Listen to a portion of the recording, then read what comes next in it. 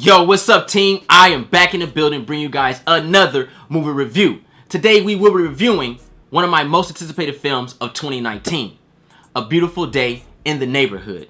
When I heard they were making this film and starring Tom Hanks as the iconic Fred Rogers, I was like, sign me up. This right here is going to be one of them Oscar-worthy films. And when I seen that trailer, and my feelings just poured out, I knew that this is a movie that the world needs to see. I don't know why, but it's something about this film that the world needs to see. Let's talk about this movie. This movie is based on a true event. It takes place in a certain part of Fred Rogers' life. Was this film what I expected it to be? For the most part, yes and no. It is not a true biopic. I thought coming into this film we were going to dive deep into Fred Rogers. But to be honest, I'm happy we didn't. Because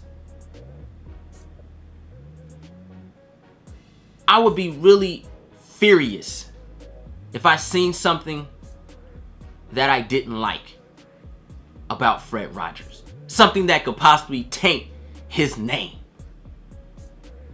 So, I'm glad we didn't get a true biopic. Not saying he did things I don't know, but you know how biopics do. They always try to find something. And that something could ruin a lot. You know? But, for the most part, I really enjoyed this movie. Let's talk about what I liked about this film. I like the spirit of this film. I love the energy of this film, and I love the message that this film presented to the audience. I love Tom Hanks as an actor. He's my number 2. You guys should know that by now. And I love Fred Rogers and what Fred Rogers did for me as a person. And when you put those two together, it's just magic. Tom Hanks was phenomenal in this movie. Tom Hanks, you can sense, respected Fred Rogers as a person and a character. Because, he was like Fred Rogers. It was like he embodied so much of his essence. It poured out on the screen. I was able to relate. I was able to have my feelings exposed and not get hurt watching this movie. Tom Hanks was able to recreate Fred Rogers. And I really love that in this movie. The actors in this film were all phenomenal. Matthew Rhys played a character named Lloyd Vogel. Chris Cooper played Jerry Vogel, and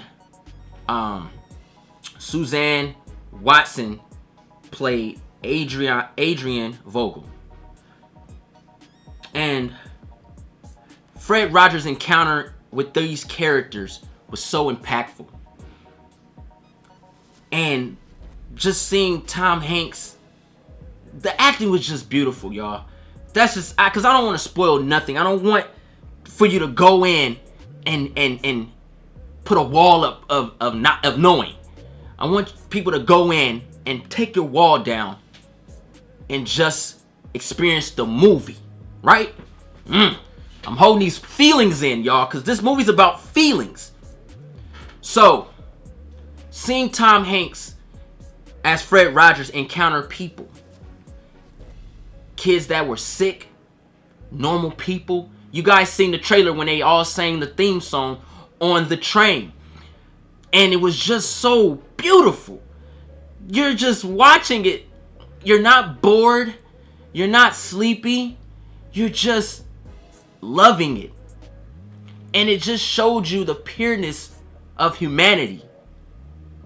Because we forget so much. And I love that about this movie, because that's the spirit of the film. It just really puts you in that world. And for that hour and 40 minutes, something like that, almost 2 hours, you feel loved. You feel like someone cares for you. Not saying people don't care for you, but we kind of take those elements for granted. And me watching this, I really felt it. You see a lot of emotions in this movie. Anger, happiness, jealousness, redemption, hate, love, life. And it's all in 2 hours. And the way they played it out, and I'm going to talk about the director, so I'm going to hold that off, but I'm just talking about the acting in general, mixed in with the story and in the script. It just worked out well.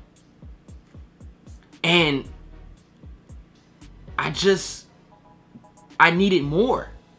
Like, when you watch this film, you're not thinking, I want a sequel, but you're thinking to yourself, like, I need another Fred Rogers out here. We need another person like this. Too many people care too much about themselves and not others. And you learn so much just watching it. And it's so emotional because even though it's certain, that's the directing. I got to get on the directing. I'm going to get on the director. But it's really like one of those movies where it's like a confession with yourself. And you're just pulling the energy of it, and you kind of see things for what it is. The acting, the writing, phenomenal. Simple, but executed very well. Let's talk about the director. I believe her name is Marielle Heller. Hope I said her name right. I've never seen any of her work. This is the first time I've seen her work. And her energy in this movie was just beautiful. Because what she did that I thought was so beautiful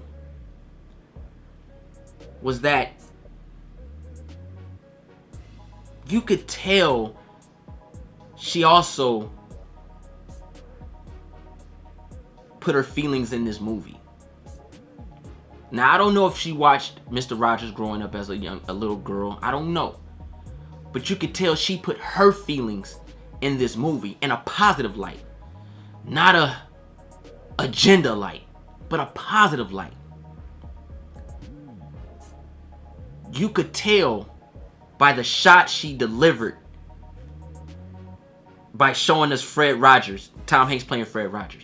Like, there were shots where Fred Rogers would look in your soul. Oh! It was like... Fred Rogers was like... And I'm going to crack jokes because I don't want to cry out of joy and happiness. It was like... Fred Rogers was like Hellboy. Not Hellboy. Ghost Rider. Like, just look at you. Guilty. Oh! It was like he would just read you so well that you would just break down. And there were scenes where Fred Rogers would talk to Lloyd, and Lloyd would just start confessing to stuff. Like, you don't even know why he's saying it. But he was just so pure and genuine as a person. Not saying he's innocent. And I love that they showed his wife in this, Joanne, and she said that, like, he's not perfect. You know what I mean? Yes, he has his moments. But he learns how to handle them. And those shots was like confessing to Fred Rogers watching the movie. He'll just look at you. The eyes, the movements, the open up, man. Stop wasting time. Let's do this. Tell me your feelings so we can overcome this obstacle. And it was mind-blowing. Especially for somebody who holds their feelings in. I've been really pissed off for the last couple days. You know what I mean? And watching this movie, like, I'm just, you got me. You got me, partner. You got me, man. The directing was so dope. I loved how they played this movie out like an episode of Mr. Rogers, because it was able to take you back so you could sit in that seat as a child. You sit in the seat as a child because you see something familiar to your childhood.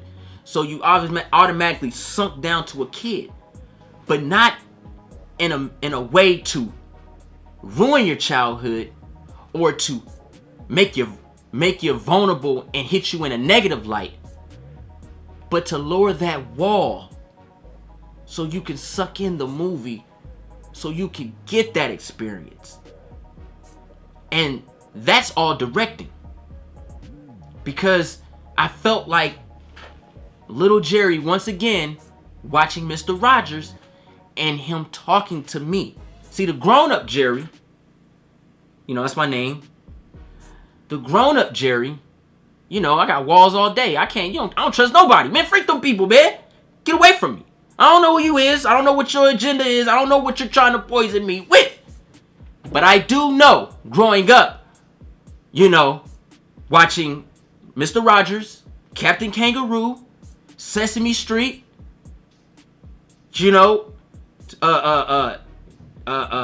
what is it, Shining Time Station or whatever with the train, George Carlin and stuff, watching that stuff as a kid, puzzle place, you were a vulnerable child because you're sucking in and you're learning. And as a 33-year-old man, I learned. And that alone was worth my ticket. I learned something. I gained something. I'm going to say this in my review. Maybe I shouldn't, because it is a review and you guys are here to know what I feel about the movie. But the movie just did so much to me, and I just got to say it because it's my way of cleansing and talking about my feelings. And this is the best time I feel to do that. So, like I said before, I've been pissed off lately. Very angry and worried, and just a lot of things going on in my life. It's life. But I was really pissed off because I relived something that I shut down. Period. Covered it up. So Professor Xavier threw it in the box, threw it away. And it got opened up again. And it's what really pissed me off this week. But this is what happened. So I went to parent conference week. And I had a parent conference with my daughter's teacher. It went good. My daughter's a saint. She's a sweetheart. They love her. You know what I mean? Get her a little work going and stuff, get a little bit better, but for the most part, she's a good kid. And I found out that her teacher used to teach at my elementary. Now, I had a terrible time in elementary. I hated going to school because I didn't like my teachers for the most part. And it's funny because when I talked to her, she was like, oh yeah, I replaced this teacher. And before I can even break down in anything about my experience, first thing she said was, yeah, those teachers were mean. And then in that instance, I knew that it wasn't just me. Because for years, I always felt that maybe it was me. But when she said that, it was like, you're right. They were mean. They were witches. They were mean. I had a terrible time in 3rd grade, 4th grade. I had a terrible time because those teachers isolated me from the rest of the class for 2 years. I sat in the corner. I sat in the corner by myself. And if you sat by me, you was in trouble. And I hated that stuff. I hated it because it wasn't fair. I couldn't participate in any kid activities, no field trips for 2 years. And they were witches to me. They didn't know how to handle someone like me. A kid that uses his brain and thinks outside the box. because I was considered a threat then, because I would think further than what they expect a young black kid to think like. And I hated that. And it really opened those doors. And it pissed me off.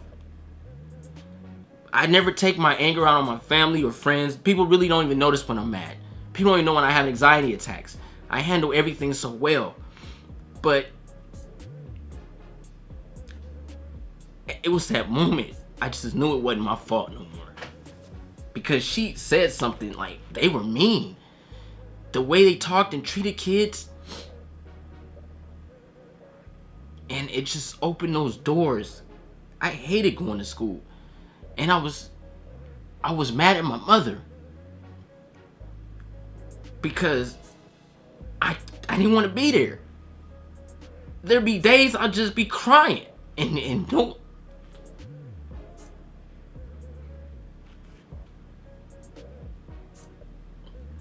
That's why people need to watch this movie. That's why people need to watch the movie. Because it just helps you out. It's therapy. Granted, I'm not angry. It just, you open that door and everything changes for you again. Because you feel like I said, you sit there, you're a kid. And the things you want to tell him, because he opens the door for you to tell him. And you tell him. That's something I dealt with. And I still deal with it to this day. Because I have a poor relationship with teachers. Because I don't trust them. Because my teachers were talking about what man they were sleeping with, partying, reading out like on some. It's funny because you think about it, like when you watch the Simpsons episode when Bart goes to kindergarten and he loves school, and then he gets encountered by Mrs. Krabappel and then he hates school. That's what I dealt with. School was fun. First and second grade, loved it. I get a Mrs. Krabappel. And then I hate school for the rest of my life. I feel like if I didn't hate school, where would I be in this life? If I didn't reject and block everybody out and do what I wanted to do school-wise, where would I have been? But I love this movie, man, because of that reason. I was able to really just sit there and relax and feel like Mr. Rogers' spirit is there and he's talking to me. Because a lot of people, when you try to talk to them about things, they don't really listen. And I felt like what Tom Hanks was doing, even though he wasn't there, he was listening to me. And I really dug that. I really love that about this movie. What did I not like about this film? I'm gonna be honest with you guys. This movie is never, no movie's perfect. This movie's not perfect. I think the lighting was off in one scene. Nah, just a joke. Get myself back together. This movie's not perfect though. But there's nothing I didn't like about the movie. Yeah, granted, it'd have been interesting seeing some stuff about Fred Rogers and stuff like that. You know, everything's good, but it wasn't needed. The way this script, the way the acting, the way the directing was done, it was just a beautiful movie. The title, A Beautiful Day in the Neighborhood. It just felt good. I like the movie. I love the movie. I will be purchasing this film. 4K. Will I rewatch it? Yes. Because sometime you need that. Mr. Rogers needs to be on Blu-ray, the complete series. And those tapes need to be watched. I feel like the youth needs to see it and the adults need to see it. This movie was really good. Let's grade this film. A Beautiful Day in the Neighborhood, one of my most anticipated films of 2019. I'm going to give this movie a solid A. No A+, None of that over-exaggerated super plus. Nah. This is a bona fide golden A. I hope you guys enjoyed my review. I hope you guys enjoyed me expressing myself. You know, putting that out there for you guys. I feel like, hey, this is the perfect time to do it. We're talking about Mr. Rogers. And that's something I dealt with, and I'm glad you guys sat through and watched it. If you're new to the channel and you like realness, yeah, sometimes your boy J3 goes somewhere, I have fun. But at the end of the day, I'm a cool person. Push that subscribe button. If you like this video, thumbs up this video. Also, don't forget to share. Instagram, Facebook, Twitter. Tell your mama, your daddy, your cousins, your brother, your sister. Tell your dog. I don't care. Just watch and share. I'm J3, and I'm out.